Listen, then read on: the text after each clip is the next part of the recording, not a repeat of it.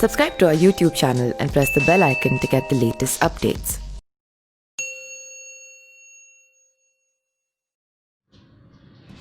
इस बार नवरात्र 17 अक्टूबर से शुरू हो रहे हैं। हालांकि हर साल ये पितृपक्ष के समाप्त होने के अगले दिन से ही शुरू हो जाते हैं, लेकिन इस बार मलमास ने पितृपक्ष और नवरात्रि के बीच करीब 1 महीने का अंतर कर दिया है।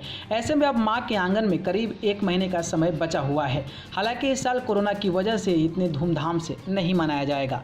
सभी जानते हैं कि हिंदू धर्म में नवरात्रि का कितना खास महत्व है। 9 दिनों तक माँ के अलग अलग रूपों की पूजा बेहद धूमधाम और प्यार से की जाती है।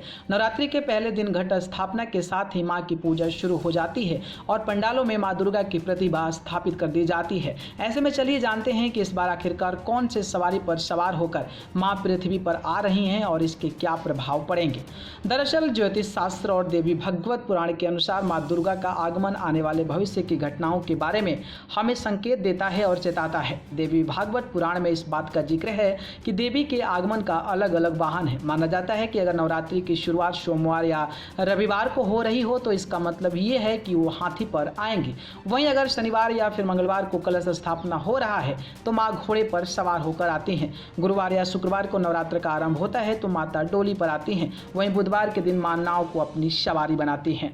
इस बार दुर्गा पूजा और नवरात्रि की शुरुआत शनिवार से हो रही है। ऐसे में माँ घोड़े को अपना वाहन बनाकर धरती पर आएंगे। इसके संकेत अच्छे नहीं हैं। माना जाता है कि घोड़े पर आने से पड़ोसी देशों से युद्ध, सत्ता में उथल पथल और साथ ही रोग और शोक फैलता है। बता दें कि इस बार माँ भैंसे पर विदा हो रही हैं और इसे भी शुभ नहीं माना जाता है। माँ इस पर घोड़े पर आ रही हैं और इसके संकेत अच्छे नहीं हैं। ऐसे में कई सारी परेशानियों का सामना करना पड़ेगा। इसलिए नवरात्रि के दौरान पूरे मन से देवी की आराधना करें, व्रत करें ताकि माँ आपके सारे दुखों को कम कर दे। न्यूज़ रूम से न्यूज़ लाइव की रिपोर्ट।